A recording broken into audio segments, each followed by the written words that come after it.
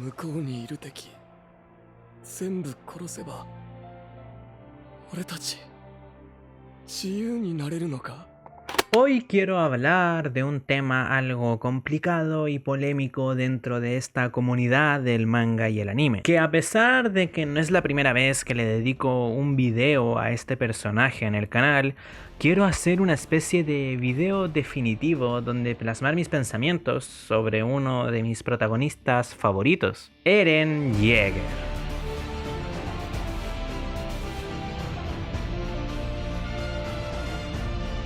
Pidgey para los panas, un simp de mierda para otros. Creo que ha llegado la hora de hacerle un homenaje a uno de los protagonistas más controversiales de la historia del manga anime. O lo amas o lo odias. Y es que el final del manga no ayudó a detener esa polémica precisamente, sino que el capítulo 139 y específicamente ese panel no hizo más que avivar las llamas del conflicto y de los memes. Al menos salieron muy buenos memes de todo esto. Y bueno, seguro que les interesa mi humilde opinión, ¿verdad? Oye, cállate un rato, man. Y la verdad es que me gusta mucho la conclusión del personaje de Eren y es de mis protagonistas favoritos del medio, pero también entiendo a quienes no les gustó. Porque seamos sinceros, Isayama la erró terrible en este final. Un concepto e ideas increíbles que le dan un cierre hermoso al personaje, pero una ejecución como las weas. Todo súper denso, poco claro, muy complejo por la narrativa confusa y no lineal de Isayama, y al final cada uno entendió lo que quiso. Pero bueno, a pesar de todo, vengo a comentarles mi lectura de todo esto, y cuando digo todo, es todo. Acompáñenme a ver la historia y evolución completa de Eren Yeager, desde el principio hasta el final de la serie. Y recuerda que si no estás de acuerdo conmigo, tranquilo, no pasa nada. Obviamente todo está sujeto a mi subjetividad y mis interpretaciones. En ningún momento trato de decir de que tengo la verdad o que ustedes no entendieron la obra, ya saben.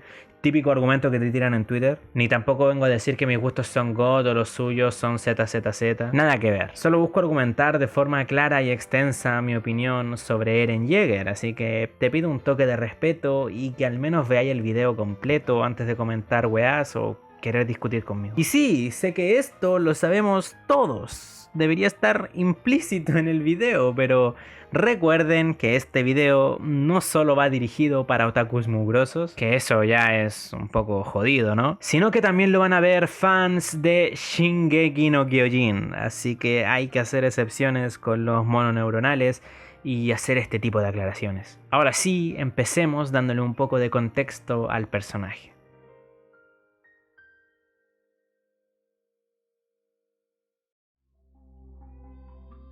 El mundo donde se crió Eren se nos presenta como algo sumamente sanguinario, donde la muerte está a la vuelta de la esquina y la gente está condenada a vivir toda su vida encerrada dentro de las murallas por el miedo a los titanes. Básicamente el mundo de Shingeki no Kyojin es un mundo sin libertad, el cual las personas, con el paso del tiempo, terminaron aceptando. Abrazaron esta cruel condición porque no tenían de otra, estaban condenados a vivir como esclavos hasta el final de sus días. Pero hay algunas personas que rechazaban esta condición, no aceptaban que ese fuese su cruel destino y que deseaban la libertad más que cualquier otra cosa en este mundo. Y una de esas personas es nuestro protagonista, Eren Yeager. En esencia, el conflicto principal de Shingeki no Kyojin y del personaje de Eren es la búsqueda y pelea por la libertad. Dejar de ser esclavos para vivir libres en todos los sentidos posibles, física, psicológica y espiritualmente. Desde niño, Eren no elegía condenarse a sí mismo ni rendirse ante su realidad, sino que siempre fue valiente, fiel a sus ideales,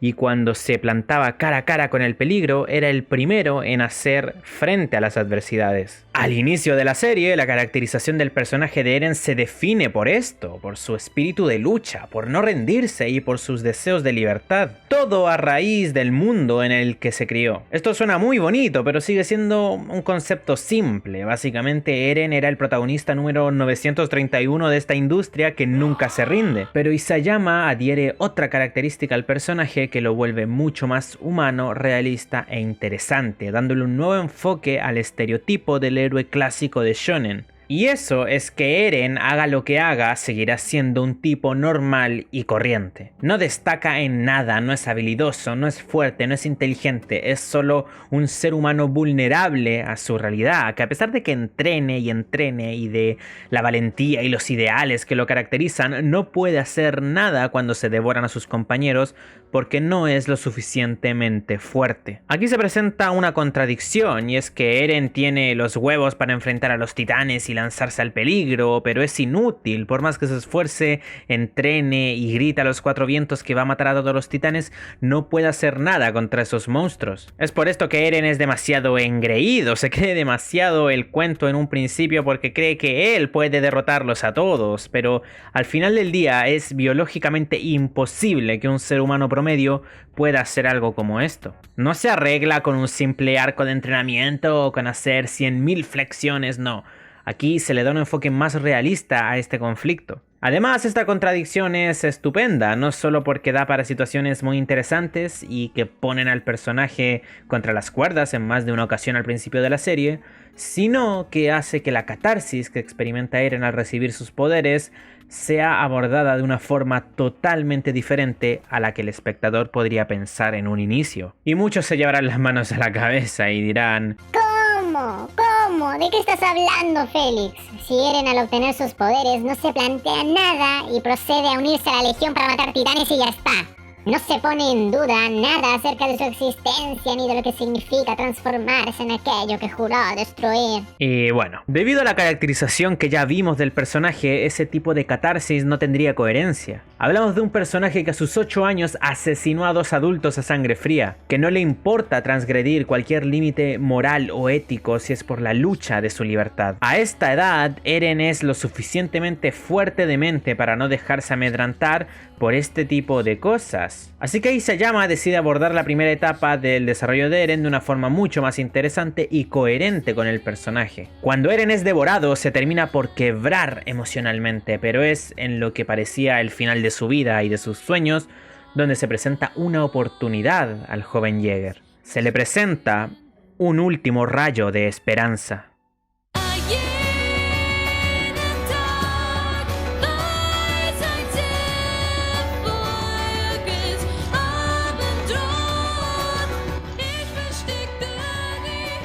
Cuando Eren se transforma en titán, no lo ve como transformarse en un monstruo y tampoco lo ve como un acto que traiciona sus ideales, ni sus valores éticos, ni nada parecido. Para Eren esa es la forma de conseguir la fuerza que tanto anhelaba. Es su forma de poder hacer una diferencia sustancial en esta lucha por la libertad. Se da cuenta que va a poder ser útil finalmente. Por eso no se cuestiona el origen de sus poderes o lo que conlleva éticamente tenerlos ni nada de eso. No le preocupa el hecho de que tenga que convertirse en un monstruo. Lo que Eren se cuestiona es si va a ser capaz de asumir esta responsabilidad y ser capaz de controlar sus nuevas habilidades para proteger a sus amigos. Esto se ve reflejado en la situación de la Roca, donde Eren no es capaz de controlar sus poderes al principio, no solo porque es primerizo en esto de ser titán, sino que también es porque no tiene la suficiente confianza en sí mismo. Cosa que es normal después de su gran derrota, que había sido devorado, dado por muerto prácticamente, había fallado y además nadie del ejército confiaba al 100% en él. Estaba asustado y esos sentimientos se ven reflejados en el subconsciente de Eren, donde este tiene mucho sueño y prefiere quedarse en casa, descansando en vez de arriesgar su vida, cómodo en su zona de confort y rodeado de sus seres queridos. Pero ahí es donde llega Armin, la persona que cuando eran niños le mostró los libros que hablaban sobre el mundo exterior y que actuó como una especie de catalizador de los ideales de Eren en un principio. Armin le habló de la gran masa de agua salada, de los paisajes helados, de las tierras de fuego, de la libertad que ofrecía el mundo exterior. Y ahora está ahí para nuevamente despertarlo, hacerle ver que es un esclavo, que la libertad está allá afuera y le recuerda por qué está peleando en primer lugar. No es por venganza ni por puro odio hacia los titanes. Eren está peleando porque él nació en este mundo, porque él tiene el derecho de ser libre y la única forma de conseguirlo es peleando. Eren deja atrás sus miedos e inseguridades porque está dispuesto a hacer lo que sea por sus ideales. Si tiene que matar a sangre fría, lo va a hacer. Si tiene que pelear hasta la muerte y sacrificarse, lo va a hacer. Si tiene que transformarse en un monstruo, lo va a hacer. Si tiene que cargar con una gigantesca roca, que en este caso simboliza la enorme responsabilidad que conlleva ser la clave de la humanidad, Eren lo va a hacer. Porque Eren nació en este mundo, porque según su escritura, sus ideales son lo más importante. Y ahora que tiene las herramientas, los medios y la fuerza para pelear por la libertad y proteger a los suyos, Eren no va a dudar nunca más y va a elegir el camino donde lo único que tiene que hacer es pelear y pelear, para así liberar a la humanidad de la crueldad de los titanes.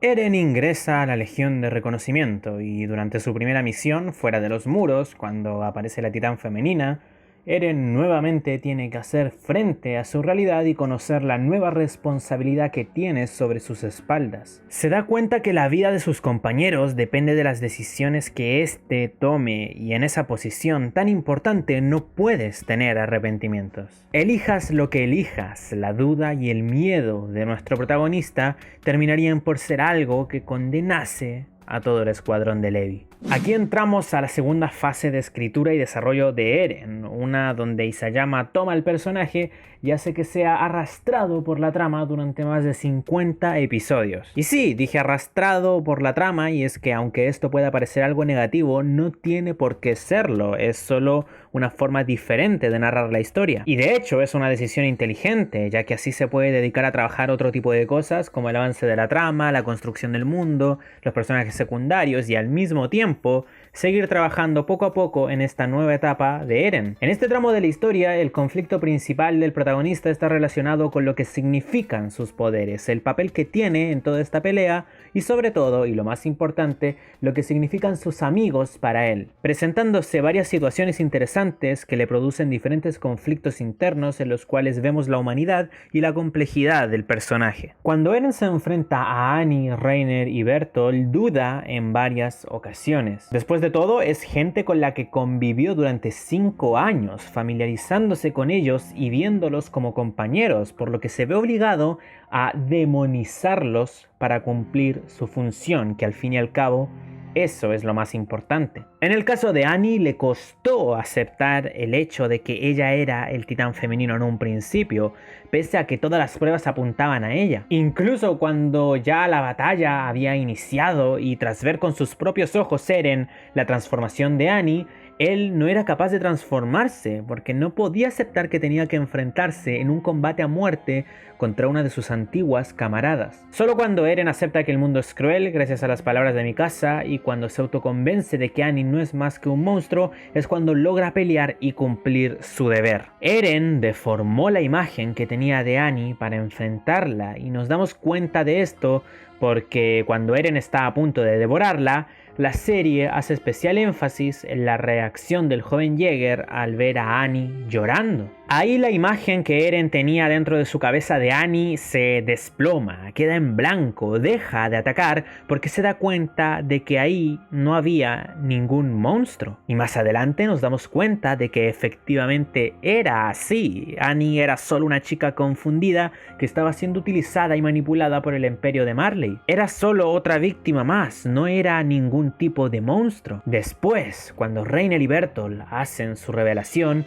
nuevamente se hace especial énfasis en el dolor por el que pasa Eren, pero este sentimiento se transforma en puro odio en cosa de segundos. Esto se debe a que tras el enfrentamiento con Annie, Eren ya sabía lo que podría pasar. Podría terminar dudando, sentir pena por ellos. Y es que en sus siguientes interacciones, Eren no les da chance a Reiner y Bertolt para excusarse de sus actos. Tampoco hace el mínimo intento por empatizar con ellos, los demoniza desde el principio porque sabe que de lo contrario le pasará lo mismo que le pasó con Annie. Terminará dudando y no podrá cumplir con su deber, desperdiciándole una oportunidad valiosísima para la humanidad y que hasta podría terminar con la muerte de sus compañeros, tal y como ya ocurrió en el pasado. Por lo que ese odio desenfrenado e infantil de Eren, que se basa en tú eres muy pero que muy malo y yo soy muy pero que muy bueno, tiene una justificación lógica y es prueba del desarrollo del personaje, de que se da cuenta de que la duda solo traerá desgracia y caos, que lo único importante es cumplir su misión. Es que con estas interacciones vemos como Eren pasa a convertirse cada vez más en un arma que no necesita pensar por sí mismo ni cuestionar a sus enemigos. Solo tiene que cumplir con su deber y acabar con ellos, cumplir con las tareas que le imponga la Legión, básicamente una herramienta. Y toda esta presión y estrés terminarían estallando cuando Eren descubre el origen de sus poderes. Durante el arco de la insurrección, cuando Rod Reis estaba convenciendo a su hija Historia de devorar a Eren, se nos revela cómo es que Grisha atacó a la familia real, arrebatándoles el poder del titán fundador y dándoselo a su propio hijo. Eren ve los recuerdos de su padre, enfurecido, hecho una bestia, asesinando a mujeres y niños, todo para obligar a su hijo a heredar un poder titán. Esta traumante experiencia cambió la perspectiva que tenía Eren respecto a sus poderes y su función en todo esto. Esas habilidades que veía como una oportunidad para ser útil y como un regalo esperanzador, nunca le correspondieron. Y por ende, el hecho de que Eren tuviese esos poderes significó que todas las vidas que se perdieron hasta ahora no valían nada. El escuadrón de Levi, los cientos de civiles del distrito de Stroges, los soldados caídos en batalla, Hagnes, murieron por las egoístas decisiones de Grisha y porque Eren había nacido. Eso solo generó muerte y caos dentro de las murallas. Cuando Eren estaba peleando por su libertad, al mismo tiempo estaba arrebatándosela a otros. Ese sentimiento sería algo que marcaría a Eren. Ese tipo de sacrificio era algo con lo que Eren no podía vivir. Ahí nos damos cuenta de que si hay algo más fuerte que los deseos de libertad de Eren, estos son los sentimientos que éste tiene por los suyos, por sus amigos, por su familia.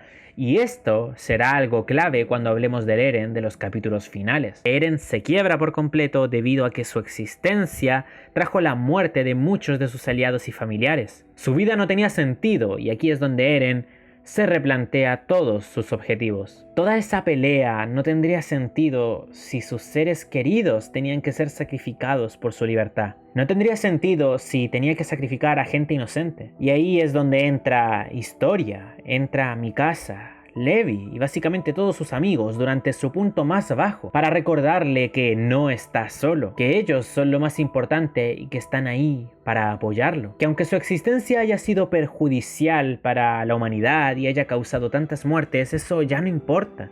Es demasiado tarde y Eren tampoco pudo decidir por sí mismo, pero lo que pase de aquí en adelante, todo eso ya depende de él, porque el poder del titán fundador lo tiene Eren, y en consecuencia, para bien o para mal, la elección final está en sus manos. Puede quedarse sentado y esperar a que la humanidad muera dentro de los muros, o levantarse, confiar un poco en él mismo, y luchar, ya no solo por la libertad, sino que también por la de sus amigos. Puede que Eren no sea especial, puede que no haya sido la mejor elección y puede que su existencia haya traído desgracia y sufrimiento a muchas personas inocentes y a muchos de sus seres queridos, y puede que no estuviese destinado a ser el elegido o la clave de todo. Pero ¿por qué tendría que serlo? No es necesario que se convierta en alguien importante. No tiene que probarle nada a nadie, porque él ya es especial, porque él nació en este mundo y a partir de ese momento él tiene el mismo derecho que cualquier otra persona que también haya nacido en él. Eren se da cuenta de que de nada sirve quedarse llorando, que tiene que actuar y que ahora está en sus manos el destino de muchas personas.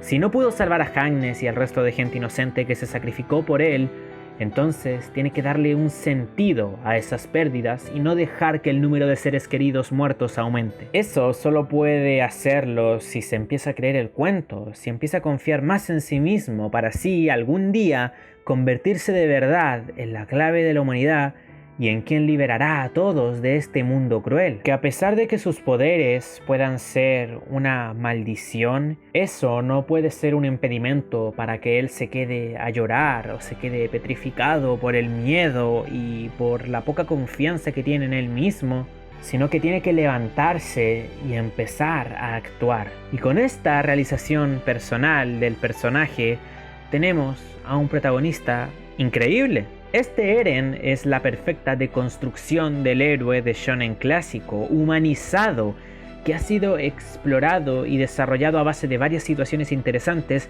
y que encarna de forma magistral el discurso sobre humanidad, heroísmo y libertad en Shingeki no Kyojin.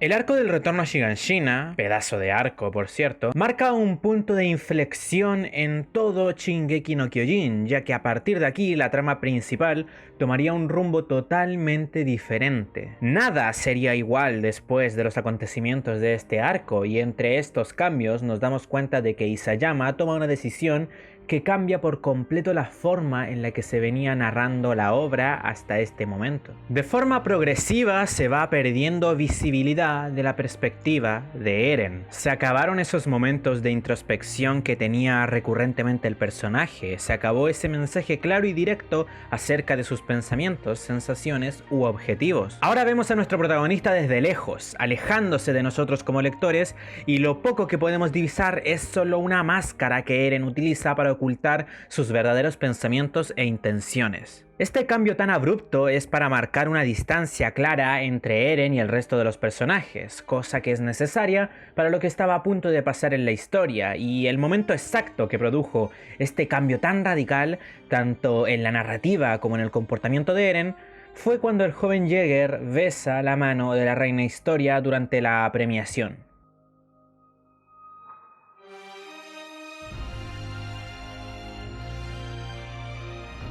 Al hacer esto, Eren logró ver pequeños fragmentos de memorias futuras. De una forma muy difusa y difícil de entender para la mente del joven Jäger, la cual tuvo que asimilar toda esa cantidad de información rápida, pasajera y sin contexto en un abrir y cerrar de ojos. Aunque Eren no conoce con exactitud qué es lo que lo va a llevar a ese escenario, este sabe cuál va a ser su destino. Ser asesinado por Mikasa. Aquí Isayama nos propone la idea de que Eren es esclavo de su propio destino. Conforme avanza la historia y se van dando ciertos momentos, nuestro protagonista se va dando cuenta de que cada momento es tal y como lo vio en su revelación. No importa lo que éste hiciese, es imposible cambiar lo que está por suceder. Hay muchas escenas que nos muestran esto, su reacción a la muerte de Sasha, sus conversaciones con Seke, o cuando vemos sus interacciones con el niño turco. Por lo que, teniendo esto claro, y si sumamos el descubrimiento de la verdad que se escondía en el sótano, sucesos que ocurren consecutivamente tras la victoria en Shiganshina, Eren llega a una conclusión más que obvia. Alcanzar la libertad que él tanto anhelaba es imposible. Eren no tiene opciones, da igual lo que pase. Por todos lados sale perdiendo y termina siendo golpeado por la realidad. El mundo exterior es totalmente diferente de como estaba escrito en los libros de Armin. Fuera de las murallas, todo está igual de podrido que dentro. El ciclo de odio es interminable y la humanidad está condenada a seguir matándose entre sí en guerras que no tienen ningún sentido. Por lo que llegar al mar no significa nada para nuestro protagonista. Solo le espera otra guerra sin sentido por la cual pelear. Un infierno más que debe atravesar. Y aunque Eren y sus amigos intentan arreglar las cosas por la vía pacífica, negociando con algunas naciones a través de la señorita Kiyomi, vemos como el odio del mundo está tan arraigado y es tan grande que es imposible llegar a un acuerdo. Eren se da cuenta de que sus decisiones son intrascendentes porque su historia ya está escrita. Ya está definido qué es lo que pasará al final y ni siquiera sabe cómo es que llegará a ese resultado. Pero ¿por qué? ¿Quién es el que define todo esto? ¿Quién es el que marca su destino? Solo había una forma de saberlo. Solo había una forma de proteger a los suyos y solo había una forma de poder acceder a todos los poderes del titán fundador. Eren no le quedó de otra que seguir avanzando hasta el final. Probablemente muchos pensarán que se vio obligado porque estaba destinado a eso, que hay una fuerza externa que lo obliga a hacer las cosas que hará en un futuro, u otra persona como Mikasa por sus deseos de amor o Ymir por su voluntad de libertad, pero yo creo que eso es un error, ya que el propio Eren define su propia situación en un sutil diálogo que tiene con Falco. ¿Cómo acabamos así? Nos corroen el cuerpo y mente, nos roban la libertad. Acabamos perdiéndonos. De saber qué es lo que pasaría, nadie iría al campo de batalla. Pero siempre hay algo que te empuja a poner un pie en el infierno. La mayoría de las veces no es por voluntad propia, tu entorno te obliga a hacerlo. Pero el infierno de quien se empuja a sí mismo es distinto. Ve lo que hay más allá de ese infierno. Puede que sea esperanza o puede que sea un nuevo infierno. Eso solo lo descubren las personas que continúan avanzando. Este es el primer diálogo que escuchamos por parte de Eren después de la tan famosa escena del mar 4 años atrás, el cual gana mucha relevancia en retrospectiva, ya que como mencioné antes, el propio Eren nos explica su grave situación. Él logró ver cómo es que se vio obligado a asesinar a más del 80% de la población, traicionar a sus amigos, declarar la gran guerra que marcaría el final de todo, se convierte en un monstruo que sacrificó toda su humanidad para seguir avanzando hacia ese destino inamovible, hacia ese infierno. Y como dice Eren, de saber lo que pasaría, nadie iría al campo de batalla. Entonces, si Eren sabe lo que va a pasar, ¿por qué hace todo esto? Pues es porque si sigue estos pasos, llegaría al final, donde la mayoría de sus seres queridos se salvan y los titanes dejan de existir. Habrá una momentánea paz que permitirá a los amigos de Eren vivir sus vidas de forma plena y digna. Pero hay algo más. Y es que siguiendo el diálogo con Falco, Eren señala que hay algo de su entorno que lo empuja. O mejor dicho, es el propio Eren quien se empuja a sí mismo. No es solo el contexto histórico y bélico el que obliga a Eren a seguir avanzando. Es también ese deseo autoimpuesto de libertad que ha movido a nuestro protagonista desde el principio de la serie. Ese deseo es el que corrompe a Eren y lo obliga a hacer todo lo que está por hacer.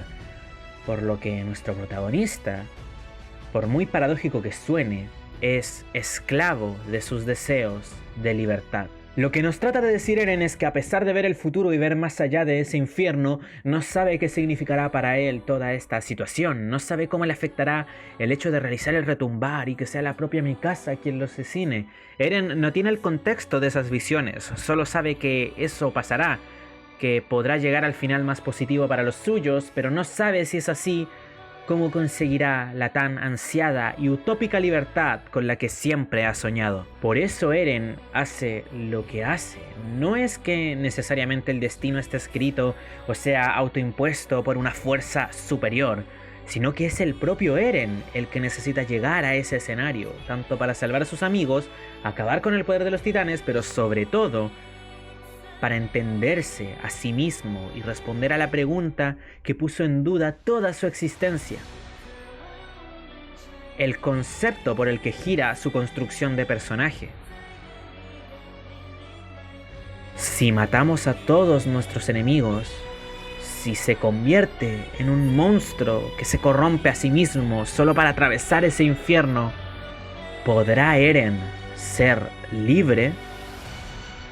Todo este desarrollo de personaje de Eren se nos revelaría progresivamente a lo largo de los arcos finales de la obra, ya que como hemos dicho, el arco de Marley y War of Paradise está narrado de la forma que excluye la visión de Eren. Lo único que vemos por varios capítulos es a ese Eren desatado, actuando como el malo de la historia, acabando con la vida de personas inocentes, asesinando a sangre fría, conspirando y traicionando a todo aquel que ya no le es útil, queriendo pelear y pelear hasta conseguir la victoria, actuando para enemistarse con sus amigos e ir en contra de todo para que los eldianos y marloyanos se unan en su contra. Todo para llegar a ese futuro, para responder a esa pregunta.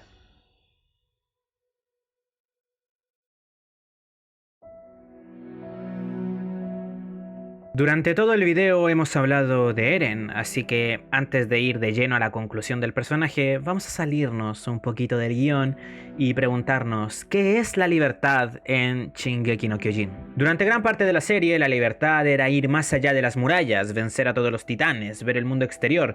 Incluso la legión que se dedicaba a este propósito lleva en sus espaldas el símbolo de las alas de la libertad. Sin embargo, esa liberación física y espiritual que se encontraba más allá de las murallas no existía. Llegamos al mar, pero el mundo exterior es igual de asqueroso y corrompido que dentro de los muros. Solo nos quitamos unas cadenas para ponernos otras, por lo que seguimos siendo esclavos. Entonces, ¿la libertad no existe y es imposible de alcanzarla? Pues yo creo que no. Es posible ser libres, solo que aquello que nos mantiene esclavizados no son los titanes o la crueldad del mundo. No es un objetivo concreto el cual debemos alcanzar, sino que aquello que nos mantiene en la condición de esclavos es algo que varía según cada persona. Alcohol, mujeres, un dios, la familia, el rey,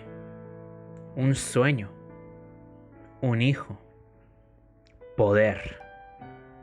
Todos necesitamos embriagarnos de algo para seguir adelante. Todos somos esclavos de algo. Creo que la visión de Kenny Ackerman es la visión más acertada para apuntar hacia lo que nos podría liberar. Tenemos que liberarnos de nuestros más egoístas y pretenciosos deseos. Tenemos que superar esos sentimientos que solo nos limitan como personas. Volviendo al caso de Eren, este logró liberarse de las murallas, de los titanes, e inclusive después de la guerra en Paradise y después de activar el retumbar, logró liberarse del mundo, obtener el mayor poder posible. Tenía en la palma de su mano la posibilidad de acabar con todo este conflicto. Nada estaba por encima de él.